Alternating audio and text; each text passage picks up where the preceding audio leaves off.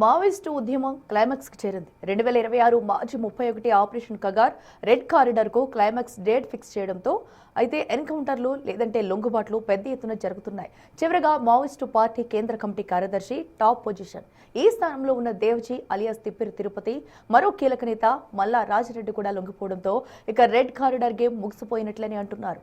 Maoist polit bureau central committee తుడుచుకు పెట్టుకుపోయినట్లేనా?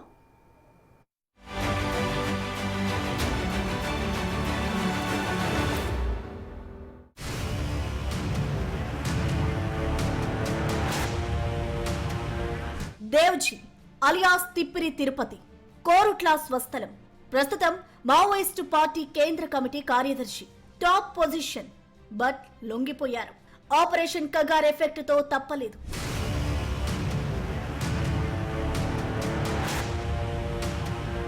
Maoist party కేంద్ర కమిటీ కార్యదర్శి దేవ్జీ అలియాస్ తిప్పిరి తిరుపతి, మరో కీలక నేత రాజిరెడ్డితో కలిసి లొంగిపోవడం సంచలనంగా మారింది. ఇది పార్టీకి కోలుకోలేని దెబ్బ. డిసెంబర్ 2025 నుంచి జరుగుతున్న లొంగుబాటు చర్చలు చివరికి కొలిక్కి వచ్చి సరెండర్ అయ్యారు. గత ఏడాది కాలంలో నంబాల కేశవరావు అలియాస్ బసవరాజు వంటి కీలక నేతలను భద్రతా బలగాలు హతమార్చాయి. మల్లోజుల, దేవా లాంటి కీలక నేతలు లొంగిపోయారు. సో ఇలా Maoist polit bureau central committee దాదాపుగా తుడిచిపెట్టుకుపోయింది.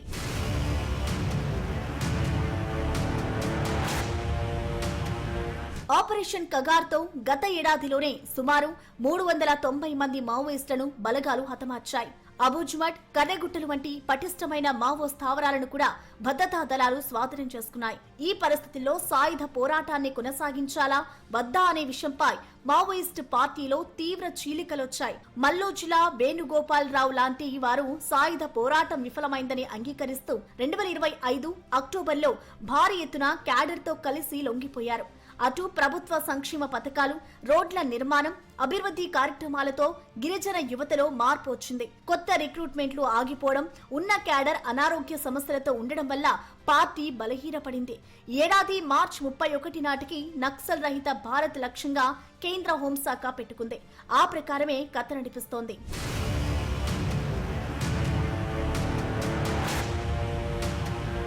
మావోయిస్ట్ ఉద్యమంలో మొదటి నుంచి తెలంగాణ ప్రాంతానికి చెందిన లీడర్లే కీలక పాత్ర పోషిస్తున్నారు. ఎన్కౌంటర్లు, లొంగుబాట్ల తర్వాత ఇంకా రాష్ట్రానికి చెందిన 17 మంది మావోయిస్ట్ లీడర్లు పార్టీలో కొనసాగుతున్నట్లు పోలీసులు తేల్చారు. Party general secretary Tippiri Tirupati alias Devji, కేంద్ర కమిటీ సభ్యులు మల్లా రాజిరెడ్డి అలియాస్ సంగ్రామ్ కీలక నేతలు సరెండర్ అవడంతో అజ్ఞాతంలో ఉన్న వారి సంగతి ఏంటన్న ప్రశ్నలు వినిపిస్తున్నాయి.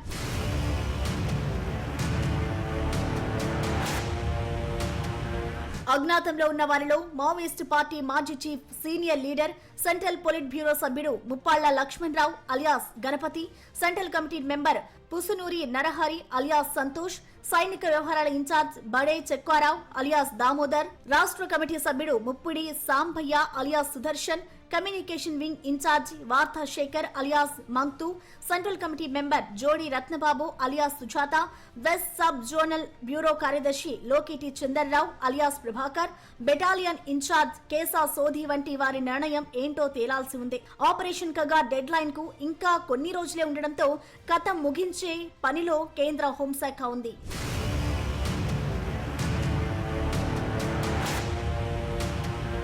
దేవ్జీ అలియాస్ తిప్పిరి తిరుపతిది మావోయిస్ట్ ఉద్యమ ప్రస్థానంలో కీలక పాత్ర.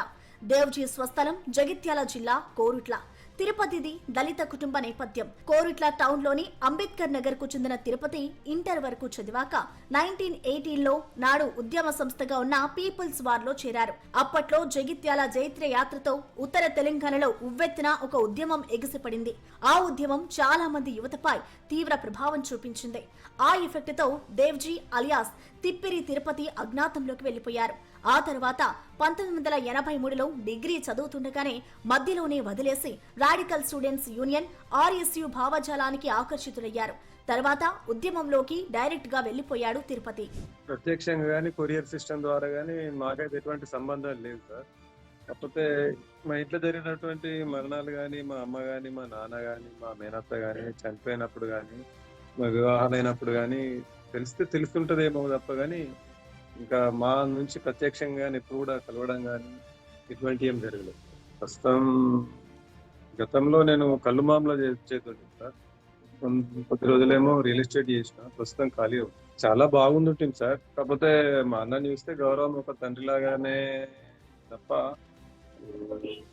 గౌరవప్రదమైనటువంటి కలయిక సార్.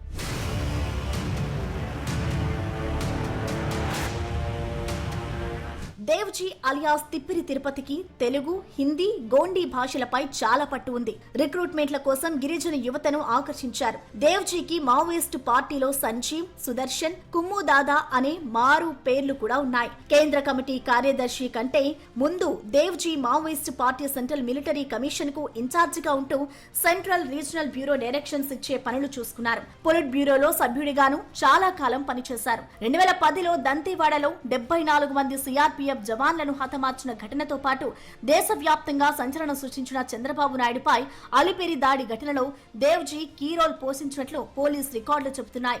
ఎన్ఐఏకు మోస్ట్ వాంటెడ్ గా ఉన్న దేవ్జీపై తెలంగాణ, ఛత్తీస్గఢ్ తో పాటు ₹1 కోటి దాకా రివార్డు ఉంది.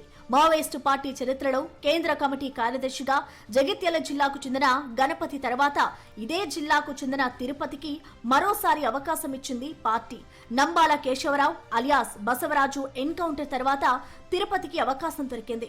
అయితే మావోయిస్ట్ కీలక నేతలంతా లొంగుబాటు దిశగా అడుగులు వేయడం, ఆపరేషన్ కగా డెడ్ లైన్ ముగుస్తుండడం, అడవుల్లో ఉండే పరిస్థితులు లేకపోవడం, వేల సంఖ్యలో సిఆర్పీఎఫ్ బలగాలతో గాలింపులు జరుగుతుండటంతో దేవ్జీ లొంగిపోక తప్పలేదంటున్నారు.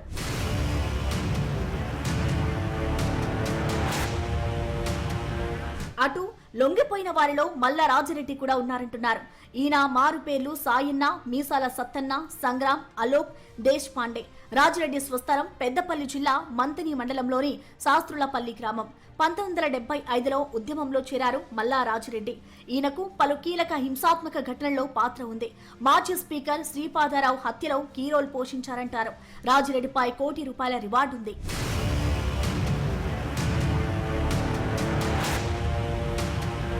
మావోయిస్టు పార్టీలో ముప్పాల లక్ష్మణరావు అలియాస్ గణపతి కీలకంగా ఉన్నారు.